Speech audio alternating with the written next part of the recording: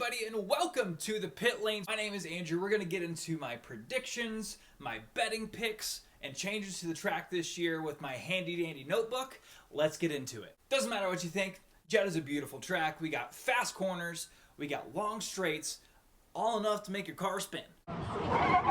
This track is a handful for all drivers. As I said before, Jeddah has tight turns and long straights. It has 27 total corners with two major safety changes to turn 14 and turn 20. We obviously saw what happened last year, but they're trying to make the track safer, which gives more runoff area through these corners. Might give an advantage, and we don't know how track limits are going to work there, but could make things faster on those fast corners. Now let's talk about my race predictions. And it's no surprise, you can tell by the thumbnail, Max is going to win it all again, at least in my opinion. Might get the hat trick this weekend. Would it be pole, race win, and fastest lap? More to come on that in my betting section. Without any engine failures, it's going to be Max. If not Max, when some miraculous thing happens that gives Sergio the race, it'd be Sergio. I do think, however, the fun part of the race is going to be between Ferrari and Aston Martin. Italy versus Brittany. And we'll see where Mercedes comes in all this, because they obviously have beef behind the scenes with Lewis Hamilton going after Mercedes and the side pod design in the car, and that it doesn't work very well, and that they all hate the car. Now Toto also hates the car. Everybody hates the car. Besides Russell. He doesn't want to rustle any feathers. The exact distance of the track is 6.17 kilometers, or a 50-lap race, bringing our total to about 308 kilometers for this entire race. The lap record is set by Lewis Hamilton in 2021, 130 and some change, but we're probably going to see that broken this year by Max. Let's be real here. It's going to be a nice warm night this weekend. It's going to be in the mid-80s or 26 degrees Celsius if you want to get all European with it. Let's get into some betting odds. All of these odds come from FanDuel Sportsbook. If you have a gambling problem, call 1-800-GAMBLER. Take care of yourself, take care of your mind, get help. Max is favored to win. You're not going to make any money off that. I think he's like minus 115. I didn't write that in my notes because we don't care about the win. What we care about is making money. So FanDuel did it again. They have Max at plus 125 to win qualifying. So, for example, put $10 in, you get $12.50 back.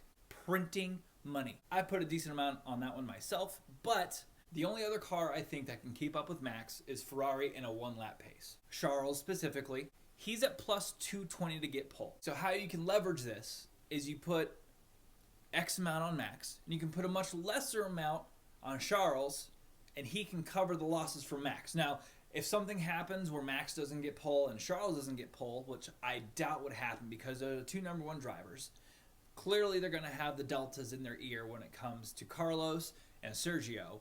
They're going to tell them to pull back. They want the number ones on pole. So I think Max is safe for a pole. I would say Charles is a safe number 2 for pole. You're going to get a theme here about betting on Max for the entire season until proven otherwise. Winning margin for Max. I don't know if a lot of you heard, but RedBull asked Max to turn the engine down. Turn it down. He beat Sergio by 10 seconds. And the next closest car is by 40 seconds with a turned down engine. FanDuel has it on there where you can bet 1 to 4 seconds, 4 to 8 seconds, or 8 plus seconds.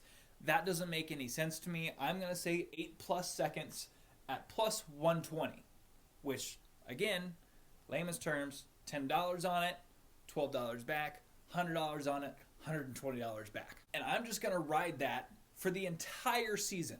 Especially if FanDuel is just going to put money in my pocket this way. The next ones, shocker, are for Max. When it comes to Max Verstappen quali and race win is a double plus 175, which again I think is a no-brainer, but just in case something happens where the engine fails, I didn't put as much on that one, but you can still save yourself by betting on the qualifying and the race separately. I put a little bit on the race winner Max quali double. The other one is the Max hat trick. Now that's plus 300, and I don't necessarily think that's going to happen just because Red Bull has such a great race pace. They're probably not going to push for the fastest lap. They have no reason to. That would risk the car, risk the engine. They're just going to be happy the entire time and just destroy everybody's day. So those are my betting picks. Last week, I bet on retirements, and then after I bet on it, I put in the video, I realized I'm betting on somebody to crash, and I felt icky about that Didn't even think about it when I did it, so we're not doing that anymore this season. Bet on Max. Max. Bet on Max. If you didn't hear me, bet on Max. Bet on Max. He nearly doubled my money last week. And if you don't agree with me, you can do the classic thing on betting who has the coolest helmet.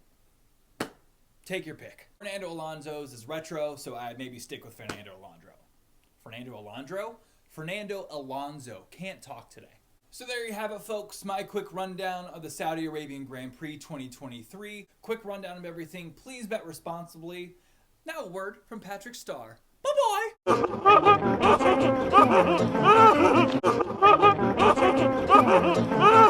By the way, did you know that 99% of you aren't subscribed? That hurts my feelings. Subscribe today. Fernando's gonna break your wrists.